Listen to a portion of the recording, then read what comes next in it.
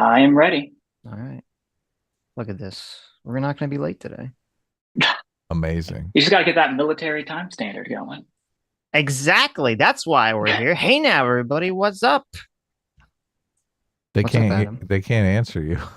I know. I was waiting for one of you mofos to say something. What's up? I'm here. Don't worry. Hello. So I'm here. today The we're joined Soladoge. by Soladoge, our deep state shill. Okay, he's one of our deep state agents, and he wants to explain why he loves TikTok and the Communist Party of China. Exactly. We had a very intense debate before the show started about which boot tastes better, Chinese boots or American boots. Yes. Now, do you want it deep fried in oil or do you want it on that salty sweet side? Exactly. What a race. These are what a racist over here. Okay. Probably eating his boot with chopsticks too. Terrible. Speaking of, I have to reiterate real quick. All views expressed are personal views, not representative of the views of the Department of Defense, Army, or any units or organizations mentioned therein. Okay. So pretentious. I know. Got to cover that ass somehow. Okay. So my position, and I assume Adam's position as well, is that TikTok is owned by the evil Communist Party of China. And not only are they using our data to spy on Americans, to potentially blackmail Americans, you have an entire generation, okay, of kiddies who some of them will grow up to become politicians who knows what kind of blackmail material China will have on them now in the coming years. But then also, beyond the data concern, you have the problem that China controls the algorithm, okay? They're getting all the kids hooked on BLM. They're getting all the kids to want to kill Jews and Israelis. They're getting all the kids to want to turn trans. Why would you defend the Soladoge? Why? Can I just ask a quick question? Oh, okay, yeah, sure. I think establishing it would be good to know if Soladoge believes in the power to manipulate people through psychology. Like psychological operations, the thing that's a distinct branch within the United States Army? No, with a social effort. Look, with a social media platform, is it possible to manipulate people? Is it possible? Yeah, sure. Okay. Through like psychology, basically. Like if I set up somebody with an account and I make it appear that they're getting a bunch of attention and engagement for something, they will probably want to do more of whatever activity that I've faked the engagement on. Yes, absolutely. Okay. Of course. Okay. So let's get into it then. Okay. So for my position, here's how I kind of see the three main portions of the discussion for my position. So the first is security concerns with information and data. Okay. The second is concerns over whether or not TikTok's algorithm is uniquely evil, which kind of gets that psyops portion. And then the second or the third portion is whether or not this bill is actually well constructed, which kind of goes into the Thomas Massie Trojan horse discussion. So I'll start with acknowledging I understand why people have security concerns. So I think it was yesterday, I tweeted this out to you guys. I know Sitch retweeted it. And it goes into kind of a breakdown as to what security concerns there are. Because, for instance, one of the things we know TikTok does is it avoids a code audit. So for people listening, Apple and Google do audits of the codes for any of the apps on their stores. TikTok kind of circumvents or side skirts that audit in order to make sure people can't see what their code is.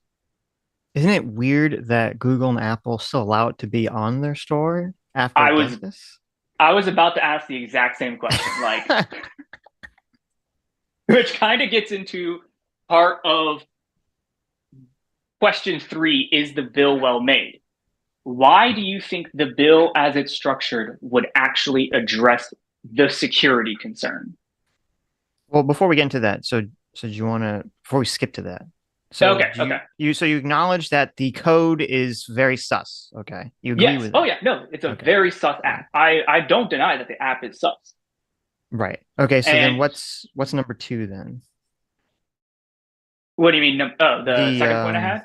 yeah, the second point. Yeah. Oh, is the algorithm uniquely evil? Mm-hmm. Okay. So I know Can, Adam's gonna. can we substitute out evil? Like what action is being done that you classify as evil? It like is the app manipulating people? I would say. Okay, so I would have to ask then: is all social media apps manipulating people? Sure. Yes, but Potentially, yeah. but we have more ability, culturally and also legally to step in if American social media companies overstep their bounds. Like there actually was some psychological manipulation done by Facebook.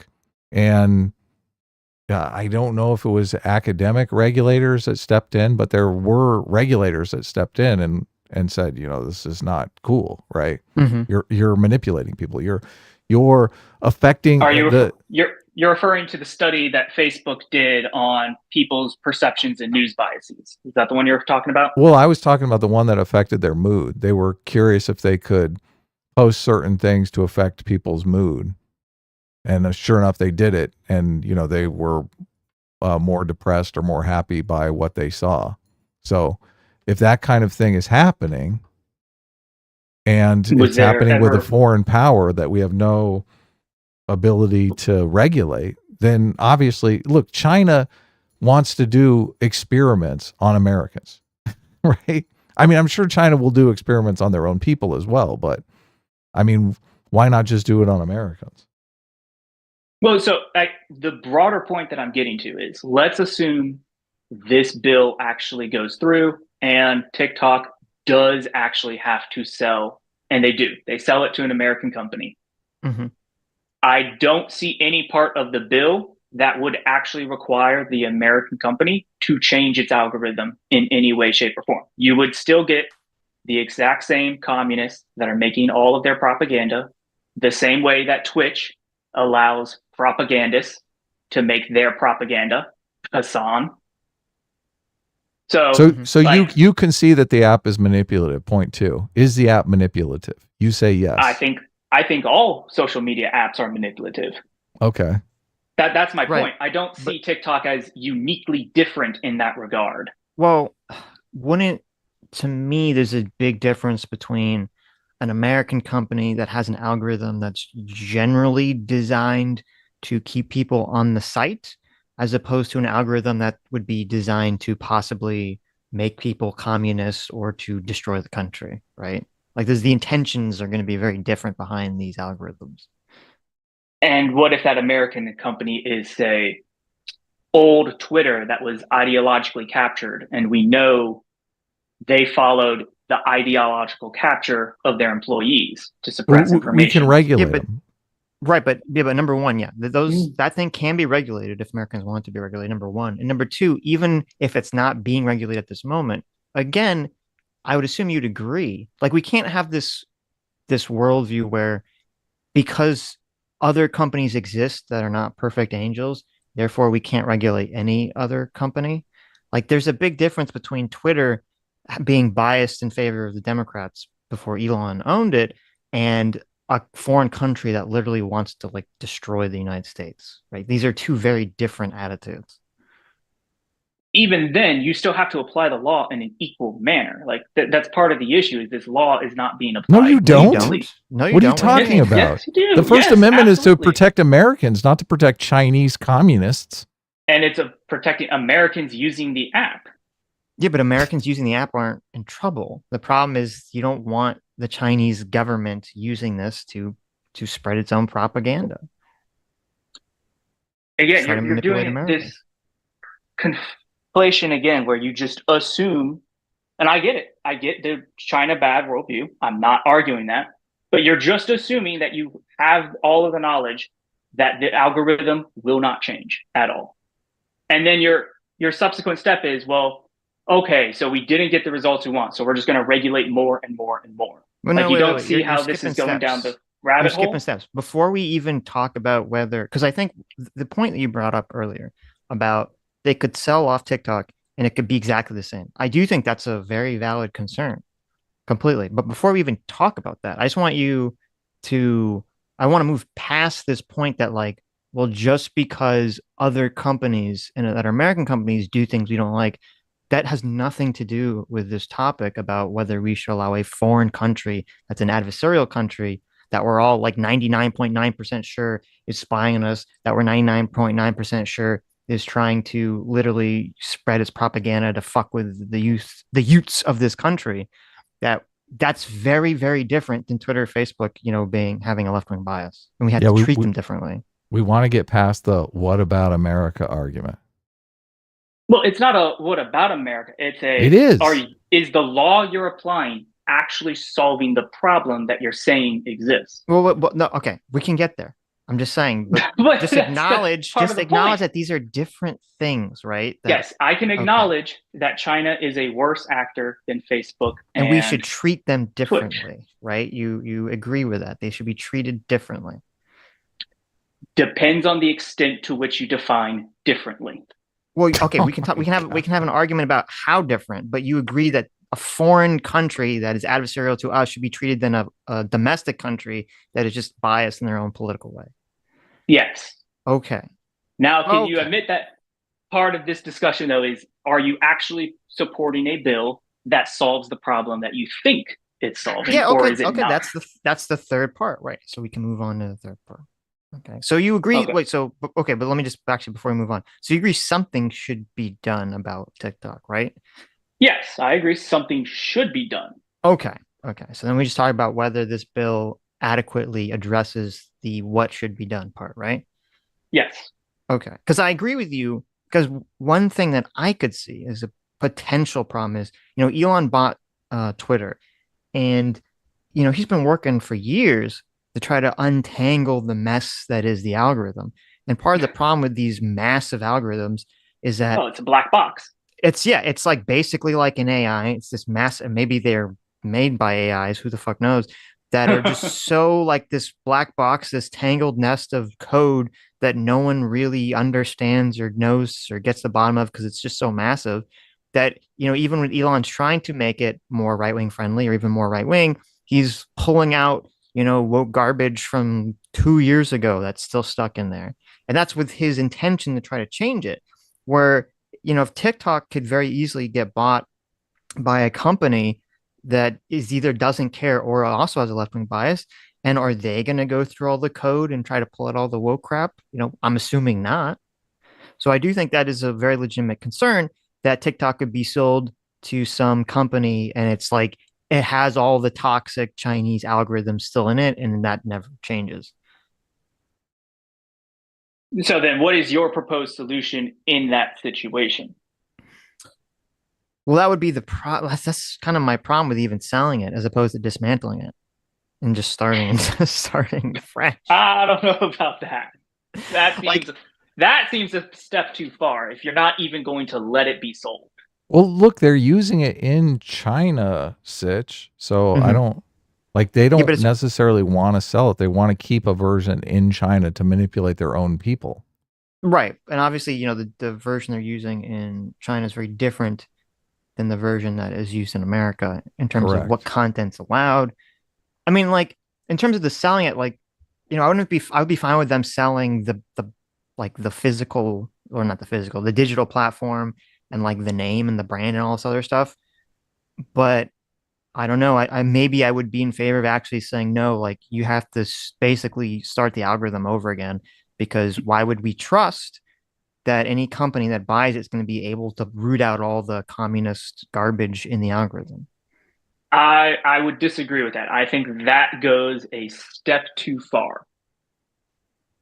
Why? I think the moment you start trying to dictate what content algorithms a US-based company has, now you've definitely violated free speech. No, but okay, wait. We have to acknowledge. Well, no, because you just said you sold it to a US company. No, now you're going to dictate the US company. We have to acknowledge the difference between a US company that creates an algorithm and a US company that's buying a Chinese algorithm because Chinese government was forced, or ByteDance, which is basically a puppet of the Chinese government, was forced to sell it to an American company. It's not like the second they sell it to an American company and go, oh, magically becomes the freedom algorithm now, right? Like, no, it's still the same horrible algorithm just because it was sold to Americans. And there's but that's on laws the against American companies. there's laws against fraud. There's laws against false advertising. Like you can't make an ad and lie about a product. That's not within your free speech. So if the algorithm is actually manipulating people, is using deception to manipulate people, I'm sure there are laws on the books that say that's illegal. It's not just freedom of speech. So now you're getting back into the other point, which now if in this hypothetical, the app has been sold, it's owned by a US company, now you most certainly are applying a double standard to companies that you don't like. It's not a double standard. It is, because if you have situation. If it's a US owned company that owns the algorithm, then you have to show that it's fraud more than any other algorithm. Well, first of all, that is owned by a US company. In terms and of I don't even fully believe if it's owned by. Well, sorry, you go. Say what you're going to say. In terms of the legality of it, as I'm saying, in my perfect world, okay, I would craft the bill so that the person buying it wouldn't even be able to buy the algorithm. They'd just be basically buying the name and the rights to use the TikTok branding, essentially, but they would have to construct their own algorithm, essentially, from scratch. That law. So I'm not even saying that. So I'm completely in my bill, in my hypothetical bill, I'd be completely circumventing all these legal problems you're talking about. Okay, but since that's not going to happen, right? So I was going to say that did not change. Not a chance. In terms of the double standard thing, again, it's not a double standard. A double standard, by definition, is that you're saying you have two things that are the same, and you're applying different standards to them for some kind of biased reason. When this is two things that are very different, and we acknowledge they're different. Okay, they're different because of the ownership by the Chinese Communist Party. That's what makes them different, not simply the by algorithm. your definition, the like a foreign war and a civil war are exactly the same, Solidos. That's retarded. What? No. Yes. No. It's not. Wait. It's not just the ownership. Okay. When the algorithm, we all acknowledge that the algorithm was created, or probably created, with completely different purposes in mind. Okay. That's what makes it different. Just because it's suddenly sold to Americans doesn't mean that the intention in the algorithm changes magically, right? It depends on how the algorithm is written, because part of the question is, for instance, when Facebook has the ability to silently ban people what's the word I'm looking for? Suppress them without banning them, things like that. There is a process in there in the algorithm to do that, but it requires human input to activate. The same thing is likely true of the TikTok algorithm. The process exists, but it requires someone from the CCP to say, promote topic X, demote topic Y. And they're simply saying, right. They're putting their fingers on the scale, whereas the Facebook one is no longer, or the Twitter one is no longer putting their fingers on the scale. Do you see what I mean? Yeah, well, there's a couple elements of it. That is definitely an element of it, and that's why even though I don't think this bill is perfect, I still would want it, because you wouldn't be able to have any more the active pressure you're talking about, where someone at the CCP says, you're not allowed to share images of Winnie the Pooh on TikTok, or you're not, I'm going to intentionally tell you to push and promote, Palestinians, are being genocide information, or, whatever the hell it is. So yeah, I agree with that completely. And that's why I think that's why I agree with the bill. But there's also, I just want to say, there's also probably in it just automatic algorithmic garbage that pushes CCP, pro neo-Marxist critical theory garbage anyway. So then the question becomes, do you think an organization like the CCP would allow it to be 51% human in control or 51% algorithm control? I don't know the answer to that. I could not possibly know how much is directed and not. We're not going to know until you actually let it be sold. Right. Or until you know the code. So you can't your hypothetical bill wouldn't be able to solve that question then. Well, no, my hypothetical bill would, because you'd have to pull apart the algorithm, or someone would have to look at it or something. It'd be a little bit more intensive process. But let's focus on what the actual bill is, right? Because my hypothetical bill isn't going to exist, right? Yeah. So, okay. Right. So the bill as it is would force China to essentially, or ByteDance to essentially divest from it, or it will not be allowed. And I guess, well, the $1 million question, would they even allow, like, if this bill passes, I mean, would they even divest from it? Because if there is a lot of shit in the code that someone could find, maybe the Chinese government doesn't want an American company or another company to go through the code and say, "Oh, look, here's all the crazy stuff the CCP was doing. It's in the code."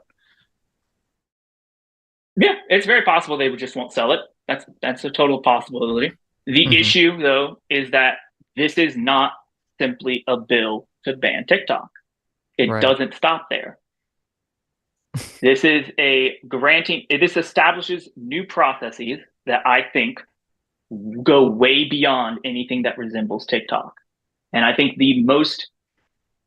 probably the easiest example of this is how they define a company as controlled by a foreign adversary. So this is on page 7 of the bill.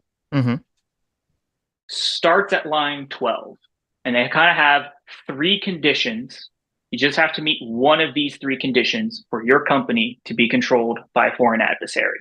Okay. The first one is that a foreign person that is domiciled in, headquartered in, or has its principal place of business in a foreign adversary country. For those who don't know, listening. Let me interrupt here just for a second, Solidos. So you accept that the code is suspicious, that the app is manipulative, and there's no advantage to having that in America. That there's no benefit to having a potentially manipulative app controlled by a hostile foreign power. You're just saying that the bill is poorly written to address this issue. Sort of. I say the code is suspicious, and I'm fine with even saying it's manipulative.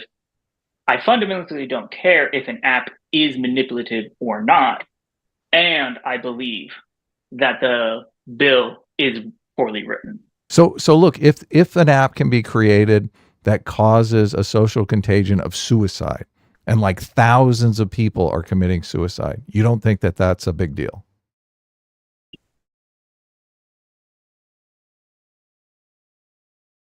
I think you'd have to show a very sufficient amount of evidence to show that the app itself is causing this. So look, I asked you in the beginning, can people be manipulated into believing and doing things? And you said yes, but now you're saying no. Well, no, I said you have to show evidence that the app is the one responsible. Well, okay, let's just talk about TikTok specific. So are you actually in favor of banning or getting rid of TikTok or making it divest? Or are you just kind of neutral on the topic? You don't care? I would say if I had to see a bill get passed, I would say that the bill should just set an industry standard for transparency within algorithms of social media. I'm fine with that. I mean, I think that's a great idea, but even though I want that, there's like 0% chance you would trust anything China says about it. Like, why would we trust China? Yeah, it depends on how the bill is crafted to require audits that TikTok cannot get around. Like, you can audit a company in a way that doesn't allow it to circumvent it. You don't have to be as dumb as Apple and Google. What is the... I don't understand what the point is of, like, I mean, first of all, I agree with you. We should have completely laws that have transparency for algorithms as much as possible, because obviously, as we talked about, a lot of it's a black box, even to the people that own these companies, which is scary. But I agree with that. And I agree that these things should all be audited, 100% on board. But putting that all aside, it's like, why do we even risk it? Why do we even allow this to even come to fruition in the first place? Yeah, that's my question. Because I don't think TikTok is going to be the predominant social media app that everybody uses 10 years from now. Even then. Who cares? Why is that? What is even the point of allowing a foreign, like, why would we allow, North Korea or Iran or the Communist Party of China to even attempt to create a popular social media app? Like, why even allow that in the first place? Yeah, what's the benefit? What is the benefit of this for America? That TikTok is able to create an app. I mean, well, besides the That's not a benefit benefits, for America. That's a benefit for TikTok. Look, the economic benefits for people who have made careers on it, besides that one? Yeah, let an American company, or it doesn't even have to be an American company. It has to be a company that's not from one of these 4 countries, right? Iran, North Korea, China, or Russia. Okay, so your argument is you're fine. Just to be clear, you would be fine if it was a psychological operation committed by the British. No, They're trying to make everybody eat beef. Yeah, on that's no. way I'm not fine with disingenuous. any social media being a psychological op, but what at all. That's why I was in favor of the transparency you're talking about. What I'm saying is, even if we have these transparency laws and all this other stuff, you know that if China is making this app, they're still going to try to get around it. Now they might not be successful, but they might be successful. It's kind of like when we talk about like, oh, we're going to make a deal with Iran where they super promise not to make nukes, and we're going to send weapons inspectors, and they're going to go walk around, and they're going to go make sure they're not making nukes. But we all know they're still going to try. They're going to hide it, and maybe they'll be successful. Maybe they won't. And so what I'm asking is, why even give China the opportunity, the chance to even do this in the first place? That seems silly to me. Just say, no, China, you can't make a fucking thing like this. What is the benefit? So I say this in all good faith. I'm going to extrapolate this to all other trade that we do with China. It's well documented that they call it I believe the Thousand Sons program. They train and educate people over in China. They send them to go work at U.S. companies and then proceed to try and commit IP theft of U.S. ideas in order to try and overcrowd the American market and outperform us. They steal our ideas.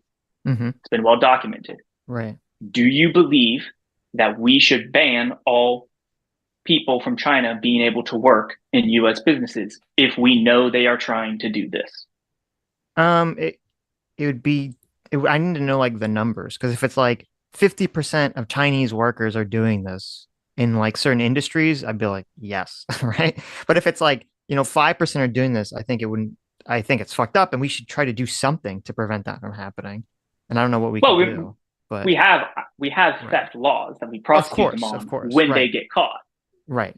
When they get caught. And you could have a really big push at these companies, it's like, okay, listen, you can hire Chinese people. You got to be real fucking cautious, because 5% of them are going to try to steal your shit for the Chinese government. Right. But that's what I'm saying. It would depend on the numbers before you issue like a blanket ban on something. Well, so that's my point, is we should have the transparency law. And if we find that a Chinese company like TikTok violates some standard that we establish, then you can go after them. No, but there's a very big difference. Jump the gun on it. No. You 100% can. Of course you can. Okay. No, you 100% can. There's a very big difference between an individual person from a country who's trying to get a job in America versus a large company that's going to have all this influence in America that we all know with 100% certainty is subjected and under the subject and the power of the Chinese Communist Party. That's a completely different. That's not a comparable thing. I don't know. Citizens United does say people or businesses are people. Stop it. Oh my God. Don't even. No, there's a difference. Okay. Obviously there's a difference, because the difference is we know with 100% certainty that the Chinese government is exerting influence and power over TikTok, where if a random business hires a random Chinese person, you do not know with 100% certainty that person is really a secret Chinese spy. Okay. There are 330 million Americans. 148 million of them use TikTok. That's almost half of America. That's some staggering numbers. And Solidos, you still haven't told me what is the benefit for America of having TikTok?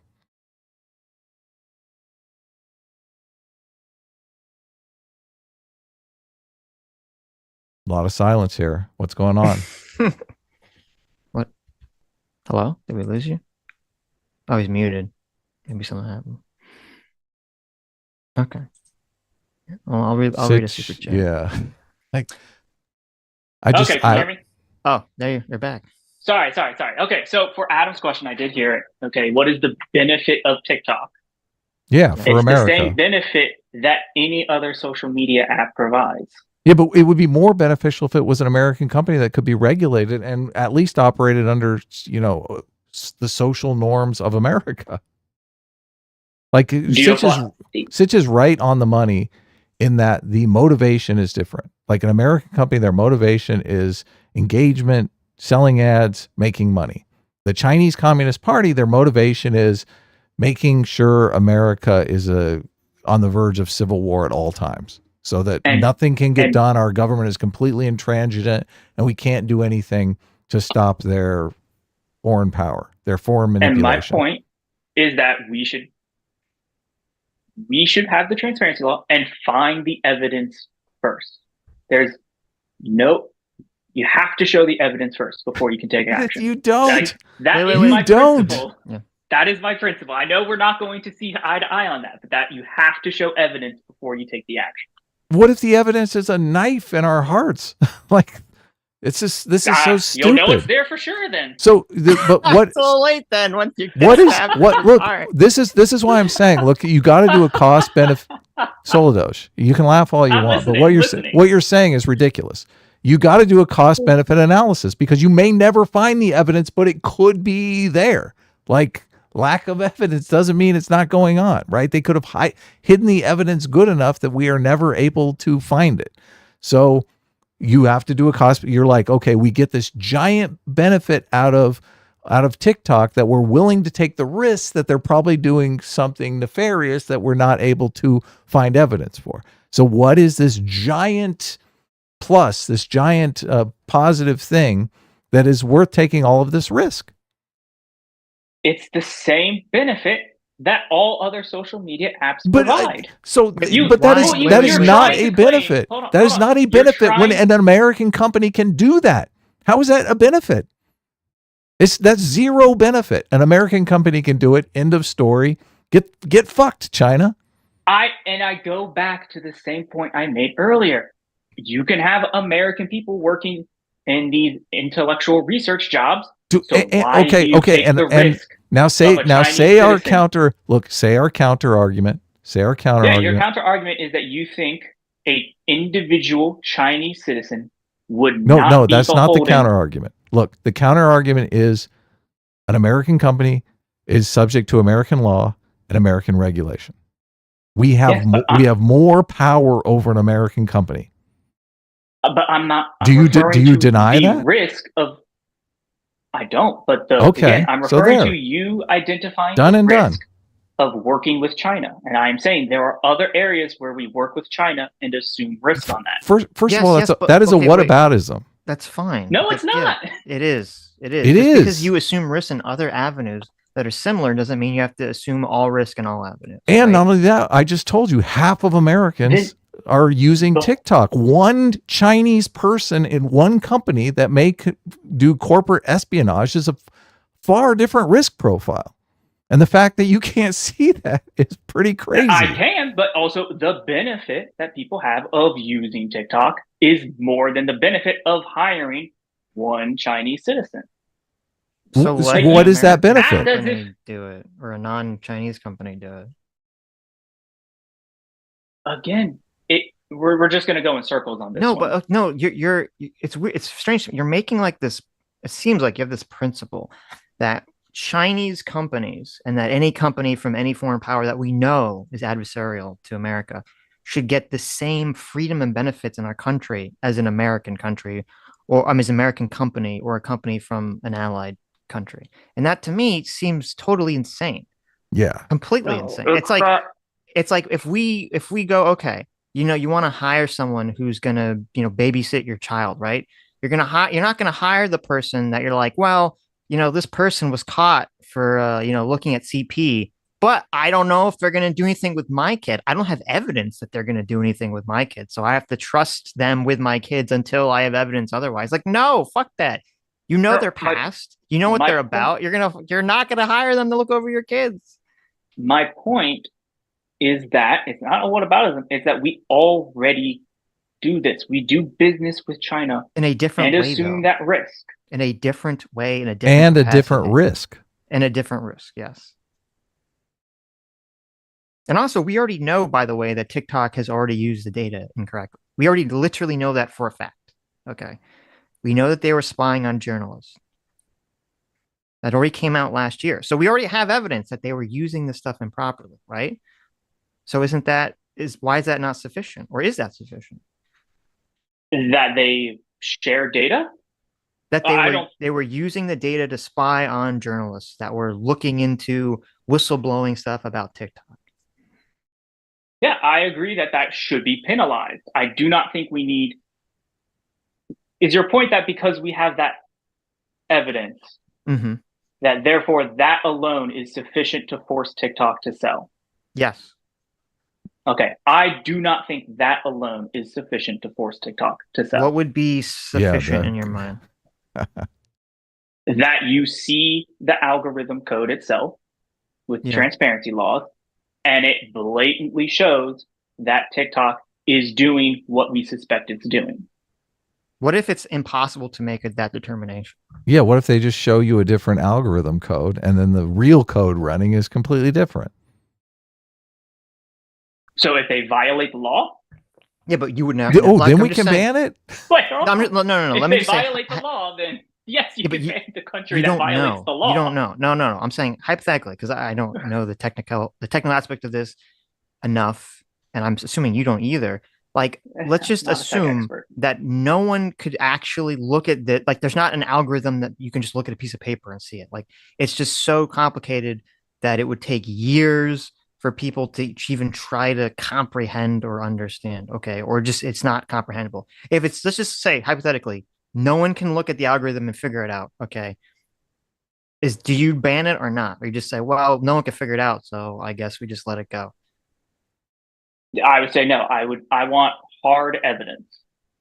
Okay, so if in this hypothetical, no one could ever figure out the algorithm, you're just going to say let TikTok keep doing what it's doing until you have completely hard evidence that they're doing this. Why must your level of evidence be so high for this, Solidosh? What is the giant benefit here that requires this high level of? Because when you don't go with high levels of evidence, you get situations like the bill that we have that I think is a blatant power grab that's not going to actually benefit people. So I think that's what Solidosh is really debating here. He's like the government is making a power grab, and it's worth it to risk having this hostile foreign power do nefarious things to the American public. He's more worried that about our government than the Chinese Communist Party government. No, that's exactly what's going on here. Don't try to weasel out of it. No, my point is that the precedent you set will always be expanded upon later. And you can't stop it once you set that precedent. Well, I want to separate two issues here, because I know there is two issues. There's the issue of just in a vacuum, the idea of that should TikTok be able to do what it's doing. And I'm hoping that so far, like everything that you're saying on that is just about that issue in a vacuum, number one. And then number two, the second issue is, the concerns about the bill, right? And that's a completely separate thing, because you could say like, oh, I think 100% TikTok should not be able to be doing what it's doing. I have enough evidence and idea that they should be stopped, or I don't even need it because it's an adversarial foreign country. But I think the bill is bad. Like, that's a position that I've heard other people articulate. So I just want to separate those two things.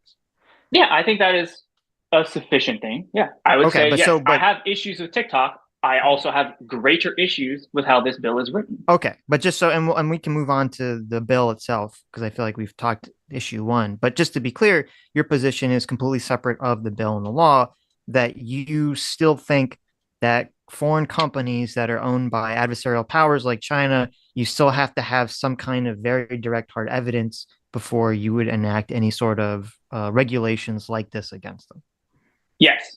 Okay, so that's where we disagree. Okay, so let's go back to the bill. Okay, so what don't you like about the bill? What is the concern about the bill? Okay, so I think the easiest thing to point to is how they define something as a foreign controlled adversary. Right. And for all the kids who are reading the bill alongside me at home and trying to not take a high dive off of a short stool while doing so, they give 3 definitions of what is considered foreign controlled. First one, super simple. Literally, Right. if a person owns the company and they are a citizen of a foreign controlled adversary. Makes total sense. To be clear, it's not they can be a citizen. It's whether they are located in and the headquarters is located in a jurisdiction of that foreign adversarial country. Well, yeah, so if you're living in China and you own TikTok, yes. Right. Then you get on to the second criteria. So it can be that, or if somebody who falls under criteria A, so somebody living in China, directly or indirectly owns 20% stake. Right. So already now we have issues with how this bill is being written. Because let's say, well, I do, yes. I do. Okay? In this situation, let's say TikTok is owned 80% by American companies and 20% by China. Why are we assuming now that China has the ability to make TikTok do whatever it wants?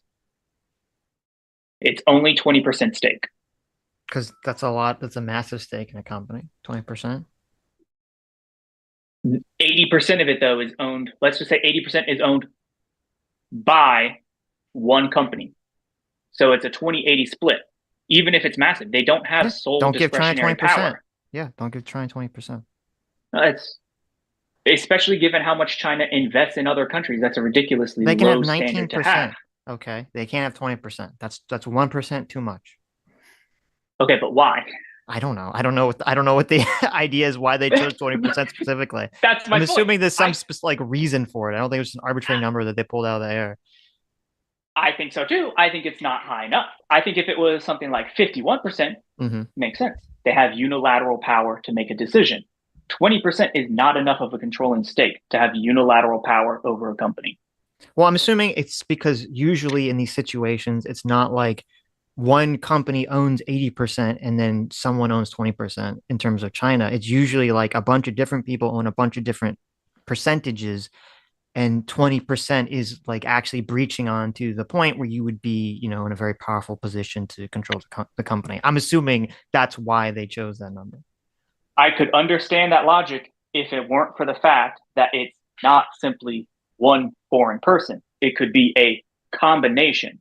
Sure. So if 20 different people who live in China or are citizens of China and live there own 1% stake, the government is going to assume that all 20% or all 20 people are now all going to do the exact same thing. You understand why that seems if you have weak? 20 people that all own a shared amount of 20% of TikTok, and they're all Chinese citizens living in China, and they're all, part of the CCP party, like, yeah, I don't think that's so outside the bounds of they're all going to work in unison, I don't think that's such a crazy. You think that's a crazy? Okay, I don't. Yeah, we know for a fact that people resist. It's not fun, but people do resist what they say. I think it's silly to just assume that a single individual living in China will do what their party says 100% of the time. I think that is not giving them enough credit. I agree, but they can't have 20% of the company. If you agree, then why? Because it's not worth the risk. It's not worth the risk. Fuck them. We're learning. We're learning today. My risk tolerance is just greater than yours. I think your that's risk the fundamental tolerance is difference. way too high when it comes to China. This is weird. This is crazy. No, fuck them. They could own 19% and then be satisfied. I don't think it's as much. His risk tolerance. He thinks he has no tolerance for the American government. That's the real thing that's going on. Whoa, what? Yeah. What? You trust the American government less than you trust the Chinese Communist Party. That's exactly what's going on here. I would disagree with you on the merits that I work for the American government and not the Chinese government.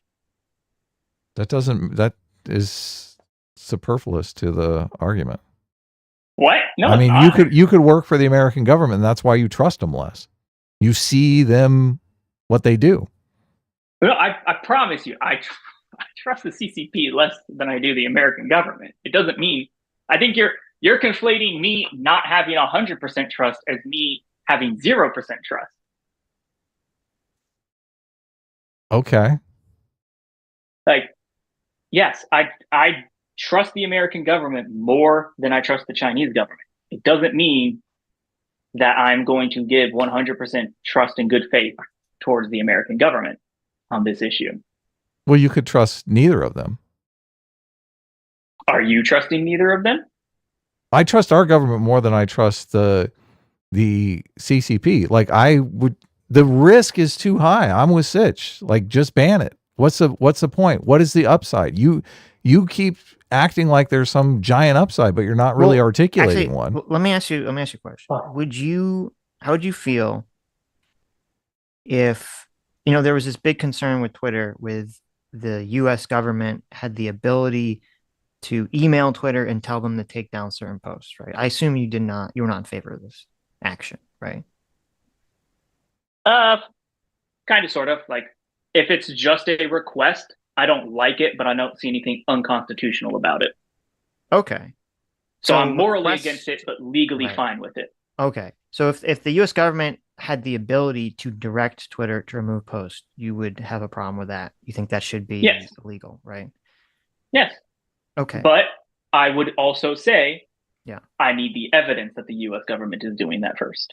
Okay. I mean, well, first of all, I'm pretty sure we know with 100% certainty that China has the ability and has used the ability to tell the Chinese government to tell TikTok to do these actions, to remove things and to limit the algorithm. Like, we know that.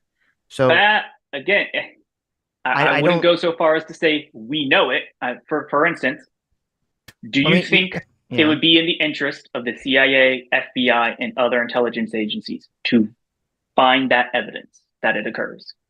Well, first of all, as I said, we know with 100% certainty that that the Chinese government did use location data and other data to spy on American journalists and foreign journalists who were looking into China's control of TikTok. That's something that's just already known. Okay. So if we know that for a fact, I don't see why you think it's not also known that they have told TikTok to regulate certain things into like people couldn't look up, Tiananmen Square and other things that were like impossible to find on TikTok. I agree that there is a strong suspicion, but until you get the hard evidence, okay, because the incident you're referring to was literally hard evidence. That's how we know that it occurred. Okay, so back to the law thing. Okay, so you're against the 20% stake. I'm totally in favor of the 20% stake. Okay. And then there's one final part right under it. Okay, what's a person subject to the direction or control. So now it's no longer who owns the company. It is simply whatever the bureaucrat decides subject to the direction or control means is sufficient to declare that company foreign controlled. Does that not sound overly vague to you? So that's the only part I think I agree with you is that I want to know what that means and how that's defined. Because I agree, yeah, what does that mean? A person is subject to direction or control of a foreign person. And who makes that determination? I'm glad we agree on that part, is what I'll say. Because I assume that would be the problem was I agree that language is too vague, and that would be something because the law doesn't explain what that means. And so that's something that would be completely up to a court case to make that determination. Well, as it stands right now, that would likely fall under Chevron doctrine, which would just mean whatever bureaucrats decide that to mean is what it will mean. Well, no, so the executive office, the executive branch of the government would make the original determination, and then the person would have to sue the government, and then it would go to court. Yeah, and until Chevron doctrine gets overturned, the precedent is that the court will just side with the executive branch. Right. Well, I don't know if that's the case, but that's how Chevron doctrine, as it's going on right now, works. Is that the court system will deference to the definitions provided by the executive branch. No, but they would have to. I understand what you're saying. You're saying that if there's some, well, okay, let me. Let me look up the Chevron thing that you're talking, the Chevron doctrine. Okay, to make sure we're using this term properly. So for those, while he's doing that, for those who don't know, Chevron doctrine was a court case featuring the Chevron Oil Company in a dispute with, last I remember, the EPA on some environmental regulation. They disagreed over definition, and the Supreme Court ruled that the courts should defer to the definitions provided by the bureaucracies or government agencies. So according to this article, I don't know if this is true, but it says according to this article, it says the idea that judges should defer to an agency's interpretation of the gaps and ambiguities in the law they implement, so long as those interpretations are reasonable. Okay, so a judge would have to make a determination about whether the definition of anything is a reasonable definition, right? So that's why I'm saying this is going to end up in a court where a judge is going to make a determination whether whatever definition the executive branch is using for a person subject to the direction or control of a foreign person would A, be reasonable, and then B, is it even true? Yeah. So, okay. And that's why I think it's a bad portion of the bill. I do agree that is, I don't like that language. That's the only part of the bill I don't like. Everything else is perfect. Or fine. Nah, not perfect, but fine. I think I disagree with more, but that's the strongest area I disagree with, especially since, we're about to come into an election cycle. And a strong narrative getting pushed around right now is that, a certain Twitter.com is under the influence of Putin and other such things. So I think that language right there already could be used to just attack Twitter. I think there's a 0.1% chance that if this bill passed, that Joe Biden would attempt to use this to shut down X. That would be political suicide if he did that. In terms of percentages, I think it depends on what is actually starting to circulate on X before I make that call. It doesn't matter. That would be political suicide. He would get so crushed, and it would be the worst fucking move possible. Not if he can make a compelling case. There's no case he can used for election interference. It wouldn't work. It would not work. There's no shot. There's no shot that would actually be effective. Yeah, like you'd have a bunch of like MSNBC and the Blue No Matter Who people would be like, oh, it's totally, this is like, they'd all defend it. But the average person would be like, this is so fucking sus. Are you kidding me? Just going to make a charge that Elon Musk is just, under the control of, because it says under the direction or control. Okay. So you have to provide evidence. The Biden administration would have to provide evidence that Elon Musk is under the direction or control of like. No, I'm glad we're back on the evidence train now. Once this goes into effect, you have to provide evidence that they actually violated the law. I've never said you just magically just say, oh, okay, well, boom, that's the way it is. So I don't understand what you're talking about. You'd have to show evidence that Elon Musk or anyone, any power, any person is being controlled by a foreign government. He's insinuating that you don't care about evidence because you want to ban making TikTok a joke about it. I know. I don't insinuate it. I was just making a joke. Well, your standards for evidence are so high. Yeah. It's ridiculous. Like by your standards of different intuition. By your standards of evidence, Kyle Rittenhouse could have never known if the mob was going to assault him. Like someone swung an object they're at just him. They're just chasing him and throwing things at him. But look, they could have just been trying to get his attention. It was a plastic bag, though. Okay. Yeah, it was just a plastic bag. Throwing something at someone falls under the definition of assault. Your analogy doesn't work. Wow. You think that I should be able to shoot someone because they threw a plastic bag with a water bottle at me? Oh my God. You monster. Plastic bags can be dangerous. That's all I'm saying. It's just funny. I know. It's funny. They tell you to keep those plastic bags away from toddlers because they can choke on them, Yeah. Kyle Rittenhouse could have choked on that bag if it landed on his head. Okay. Who knows? You still haven't told us the benefit. You still haven't told us the benefit of the CCP controlling an app that half of America is plugged into 8 hours a day. I have. What? What is the benefit? It's the same benefit that every other social media company on the planet provides. So it's the same benefit as YouTube. So therefore, if we ban it, YouTube can just take over. Then we haven't lost the benefit. What benefit is irreplaceable that TikTok is serving up? There's absolutely no downside from banning it. So by this logic, why not just require every business that does business in America be American owned? Look, stop with the whataboutism. Tell me the upside. No, tell me the upside. I just did. What do you mean? No, you haven't. You have not stated the upside. TikTok is the same benefit that every other social media app provides. So if we ban it, there are other market players that can fill the void. So therefore, there's not going to be any hole in the market left by banning TikTok at all. So that is not.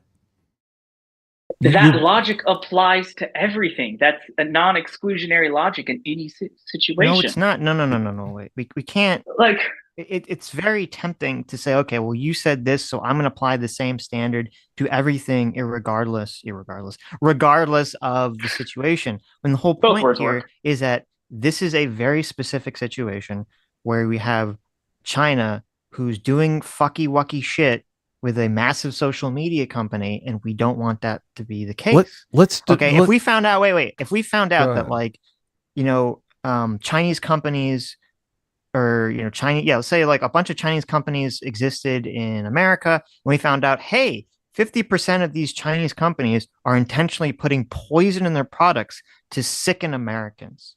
Okay, be like, maybe we should just ban all these Chinese companies from doing that. And then you say, well, wait a minute. Well, how are we not going to ban all the British companies and all the Mexican companies? It's like, what? No, we're just talking about this one country doing this one thing. Let's say, hold on. So just 1 second, Soldiers. Let's just say that there's not a poison element to this. Let's just say there's Chinese Coke and there's American Coke, and they're identical. Like, the market cannot tell the difference. Okay. If you ban Chinese Coke just because you suspect that they're putting poison into it, you still have American Coke. You have an identical product that people can use. So there's actually absolutely no downside from banning it. There's no market that's being let down. You have a market substitute. So in that case, if you're using your example, there is the downside of decreased economic value because you are cutting off free trade, which has shown time and again to cause economic downturns, relatively speaking. I'm fine with us taking an economic hit to prevent Americans from being poisoned by China. So that's fine. But I'm just saying that means Adam's whole questioning. Are we done with him asking that question now? If that's the case, there's an economic you admit penalty. Look, yes. I don't even look. You want evidence? Absolutely. I want evidence that there's going to be an economic penalty. Like, I don't understand look, if people want to use YouTube more, that's good for America. Like, maybe it's not an economic penalty. Maybe it's an economic boon.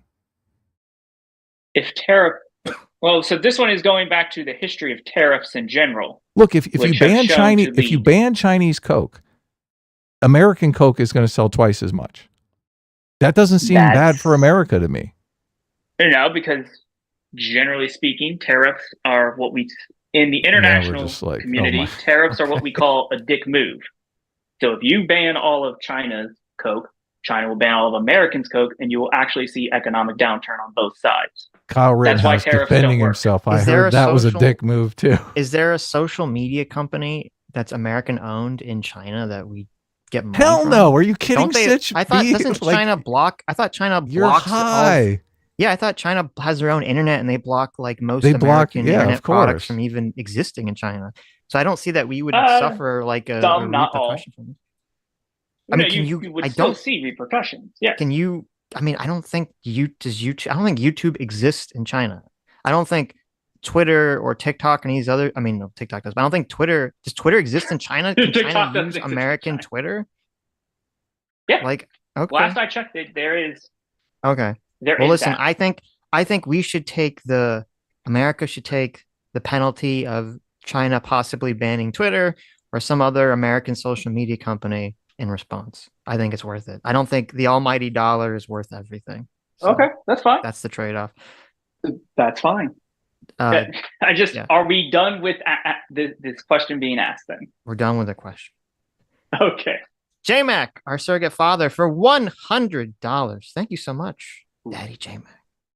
Says people dismissing our concerns as simping for China are missing the forest for the trees.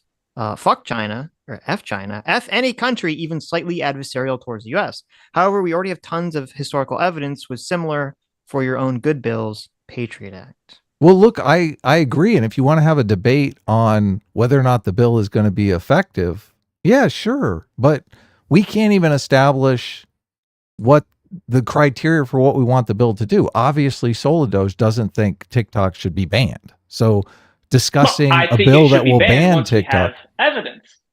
Hold on. I'm fine. What is different about what is different about what I just said? You don't think TikTok should be banned? As it is, as the bill is written right now, I do not think it should be banned. Okay. So it's pointless to discuss a bill attempting to ban the logistics of how to ban TikTok with a guy who doesn't want TikTok to be banned. No, it's not. What? Well, because your position. Okay, so again, there's two positions. There could be the position of either A, that you think TikTok should be banned, but this bill you just think is a bad bill, or B, you don't think TikTok should be banned and you also don't like the bill. So you're on B. You don't want TikTok to be banned because you don't think there's sufficient evidence of it doing anything worthy of banning, and you also think the bill is bad, right? Yes. I would categorize my statement as A. Okay, I see where the miscommunication is. It's going back to standards of evidence for this. Okay. I see what's going on. I am fine with banning TikTok after we have a bill that actually has a good process, such as transparency law. Well, no. You don't. What I'm saying is, okay, you're saying you want to pass a law that makes it so that these companies have to be transparent in their algorithm and data usage. And if we find out after that China is violating that law, then you're fine with banning it. I'm saying that, yeah, okay. What I laid out was that there's a position of people who are already saying right now, ban TikTok. I'm totally fine with banning TikTok. I just don't like the way this law is worded, which is a different position than what you have. Yes, I see where the disagreement is then. Right. Joe the Make for $5 says Twitter is blocked in China and requires use of a VPN to access. Doing so carries severe risks as circumventing the restriction is highly illegal. Well, there you go. Thank you. Yeah, they'll arrest you, throw your ass in jail. So there you go. Yeah, so I don't think there'd be an economic downside to this. Check your DMs, JMac. But yes, I don't think there'd be a economic problem with doing this. So was there anything else in the bill that you want to talk about beyond those? Because I mean, I agree with that the person subject thing is too vague, and I don't like that. There are some others. I mean, again, more definitional, I guess, debates as to how they define foreign adversaries. For instance, part of it's the four countries. It's Iran, North Korea, China, Russia. Yes, but again, it kind of goes into if the president, for instance, this is page 10, line 10. Mm-hmm. So if it's determined by the president that any app poses a significant threat to national security, then they can just do it wholesale without any checks or balances. That I take issue with as well. It says, if it's determined by the president to present a significant threat to the national security of the United States following the issuance of 1, a public notice proposing such determination, and 2, a public report to Congress submitted not less than 30 days before such determination, describing the specific national security concern involved and containing a classified annex and a description of what assets would be needed to divest to execute a qualified divestiture. So you have to be okay. So there is a process. It's not like he just says, "Oh, I decided Twitter is evil now." It's like, no, there's like a 30-day process where he has to give a report to Congress and do all that stuff. Well, so I don't think giving a report to Congress is enough of a check or a balance on the president's Mhm. power. Like, that's part of the other issue I have. Is, once again, this broadly gives power solely to the executive branch. I would even be so fine as to say I would be okay with this bill if they added in a stipulation that it has to be Congress that decides whether or not a business gets banned, and not the president or not the executive branch, because that is more accountable than the executive branch. I'll put it to you like this. I have the same view on authorized use of military force. I think Right. Congress should be the one to decide authorized use of military force, Right. not the executive branch. Though obviously we're in a time period where Congress wants to have as little responsibility for its actions as humanly Yes. possible. Oh, absolutely. Yeah. It's Which in is why Congress's they wrote interest. this law like this in the first place. Yeah, So- it's in Congress's interest to not take responsibility. No congressperson Right. wants to be the person that voted against TikTok. So yeah, so I'm not a huge fan of this part either. I don't like the idea of the president making this determination without some Congressional kind of check. oversight. Yeah. But I would still, I'm not so worried about it being abused, because if the president just decided to do this action for a company that didn't deserve it, I think the back blow, the blowback, not the back blow, the blowback would be so powerful against them that it would destroy them. So that's why I'm not really that concerned about the abuse of this power.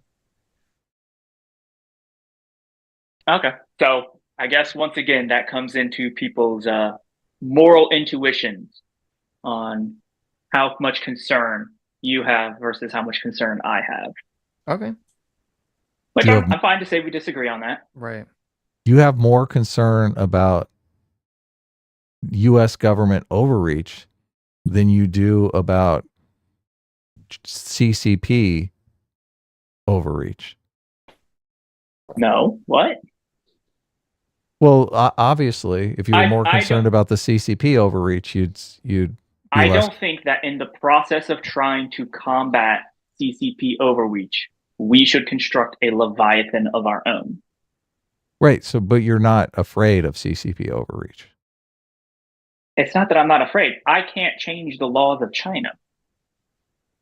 I can't vote in China to change their laws. I can theoretically vote in the US to play a role in the construction of laws here. So I'm obviously going to voice my concerns about the constructions of laws here. If Soladoge could have his way, I would radically different structure of how the Chinese government works. Soladoge doesn't get to have his way. Well, here's my question. So this bill was written primarily by Mike Gallagher of Wisconsin. Okay. And he's Republican. So Republican is the primary author of this bill. Why was it written in this way is my question. Like, why did they not just write a bill that applied only to TikTok? Why did they write a broader bill that not only that changes the law broadly for any company, but then also why did they write that the president has these powers as opposed to Congress? Is it because that's just like the way our law works? The president as the executive would have to have these powers? Or is there some specific reason here? Or are they just maybe wanted the bill to fail? Like, what is the point here, I guess? I think the most simple answer for this would most likely be Congress wants to divest itself of that responsibility. Mm-hmm. And so writing the law in this way handles TikTok and then also lets Congress throw its hands up in the air for any future company that people deem to be a threat. Because realistically, if this law was written as just the ban TikTok law, mm-hmm. China would probably try to start up another business to do the same thing. And so Congress just wants to say, we wash our hands of this, let somebody else handle it forevermore, so we don't have to deal with it. Well, because on one hand, I do agree that the law is too broad and in a way that I'm not 100% on board with. But on the other hand, part of me is like, well, Congress doesn't do shit.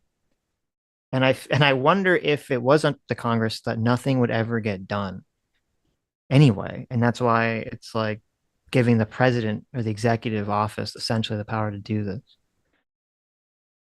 Well, I don't think it's that Congress doesn't do shit. I think it's that they don't want to do shit. Well, that's why they don't do shit, because they don't want to do shit. Yeah, exactly. Mhm. I don't see where we disagree on that then. Right. I think that is why the law was written this way, is so that they can wash their hands of any future problems. Because let's be honest, a lot of Congress people probably came out worse in the polls after the congressional hearing with TikTok. Mm-hmm. And there's probably a bunch of people that are running ad campaigns against TikTok right now, or not against TikTok, against Congress people that are voting in favor of this bill. And so it's a lot easier to just divest yourself by giving the executive broad powers.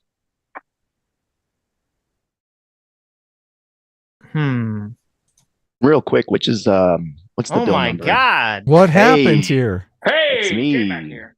How's it J-Mac. going? J-Mac, you have us at a disadvantage here. Why is that?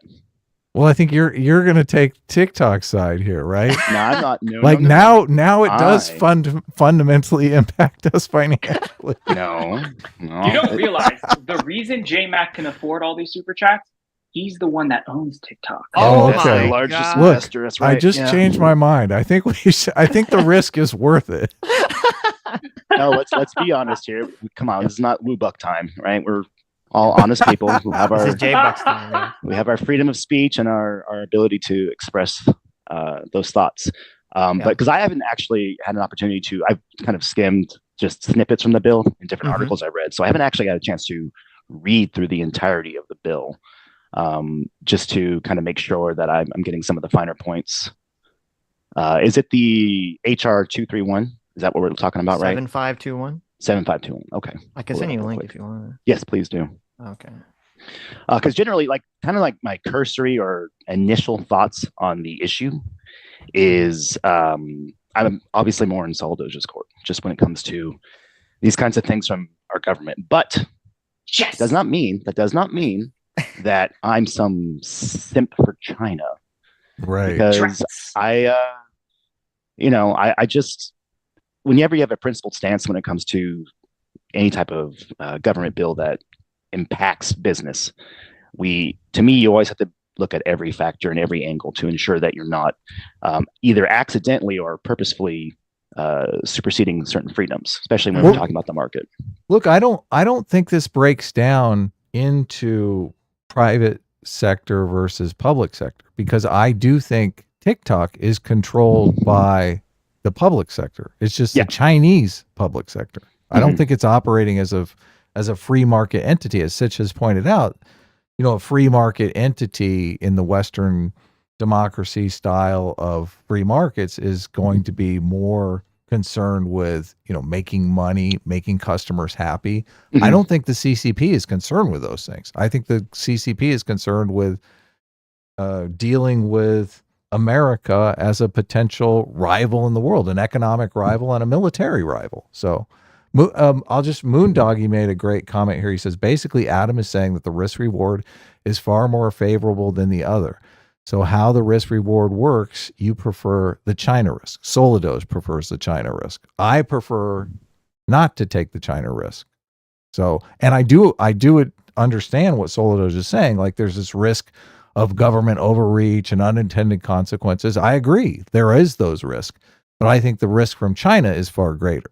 Yeah, I think ultimately the kind of middle ground, or at least how I would look at it as a middle ground, is that when we look over just kind of what the bill's purpose is and what the intent, I actually agree with the intent, because I'm in your court with that. I don't like China or any foreign adversary to have those kinds of controls as far as surveillance is concerned. Collecting data, propaganda, all that stuff.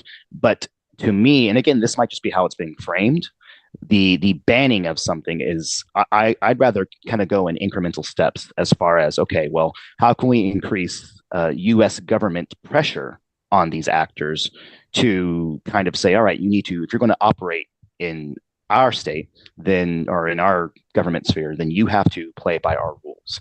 And I think what would be beneficial with this is you can actually then kind of put that standard on all companies, because I'm, as a little L libertarian, I'm very big on transparency. I think transparency is how people make informed decisions. As a parent, as someone who has kids, you know, I read into everything that my kids are going to be operating on as far as like entertainment or apps go, or whatever. And I think that providing people with those with that information is going to have a better informed public. And to me, totally when agree. you have politicians that, and again, politicians always use charge language because charge language is how you kind of get support.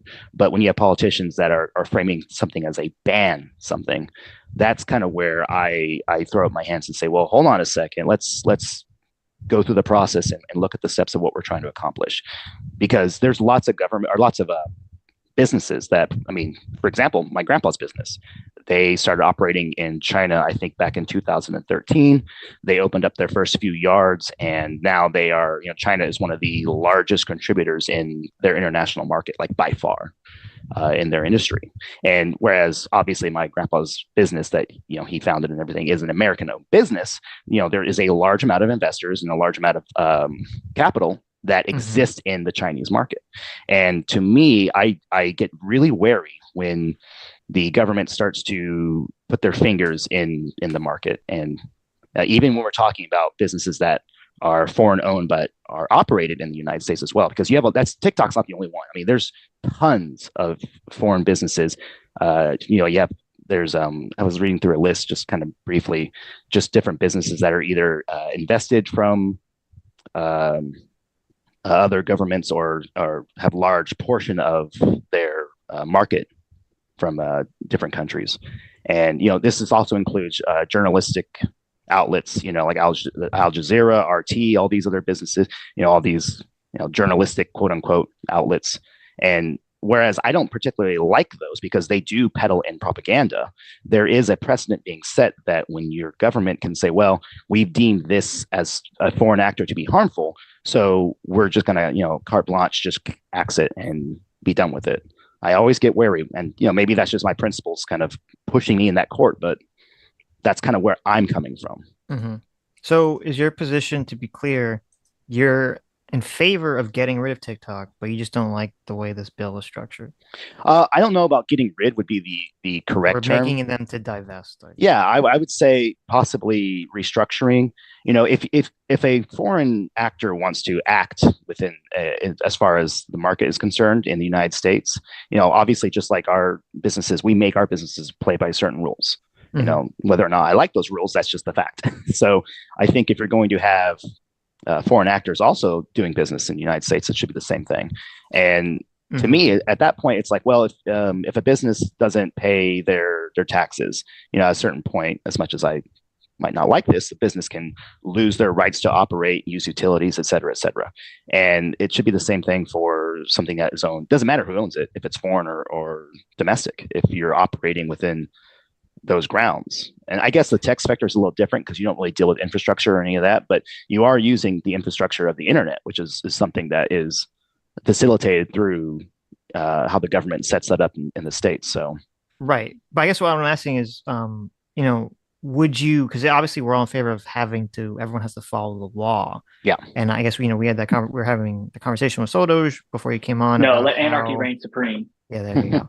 About how, you know, he wants us to have new transparency laws, and only if it's found that China's violating those transparency laws that we, you know, do something about it. Where me and Adam are saying, no, we think preemptively there's enough evidence that we should be preemptively stopping China. So I guess I'm asking, are you on the preemptive train, or are you on the wait after they see if they violate the law train? As a dirty centrist, I think that there is a preemptive way to approach this that doesn't outright ban it.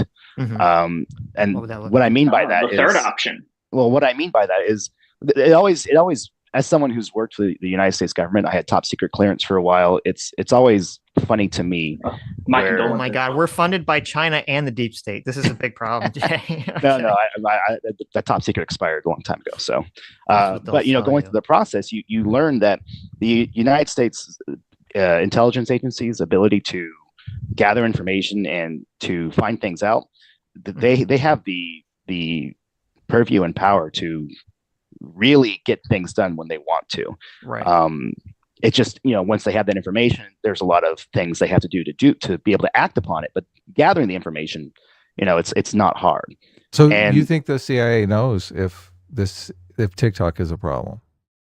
I do. I think that, we wouldn't be even having this conversation on a political level if there wasn't intelligence already out there. Right. I mean, what's funny is you've had people who aren't even connected to the government who have backwards engineered. I mean, do you guys remember that? The app was backwards engineered like 2 or 3 years ago.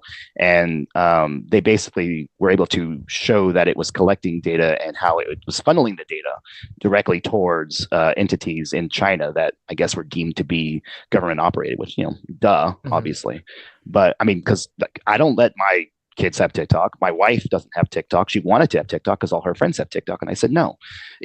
So I'm not a fan of the app. I'm not a fan of the CCP, and I don't think any of these things are good as far as our cybersecurity is concerned, and as far as our society and culture is concerned.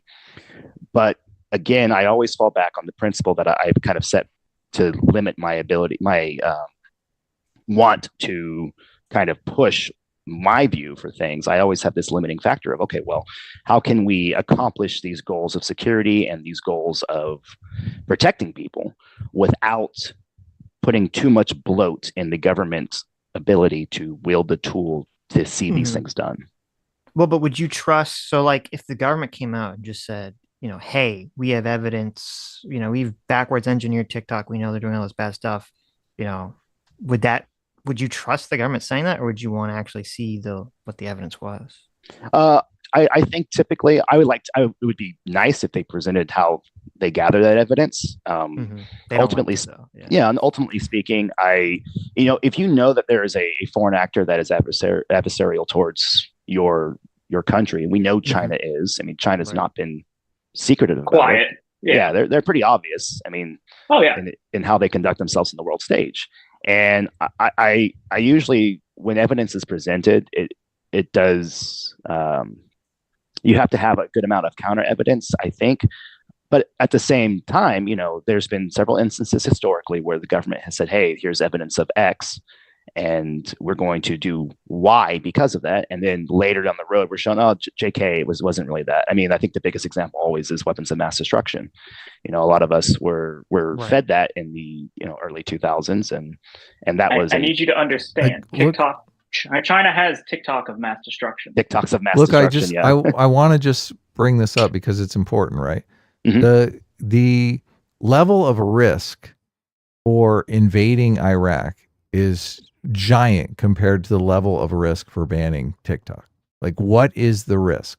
Like, I keep asking, what is the downside? Because, and this is why I use the Coke example, right? American Coke and Chinese Coke, they're indistinguishable products. Like, nobody's going to cry because they can't get Chinese Coke anymore. They're just going to buy American Coke. Like, what is the risk? What is the downside?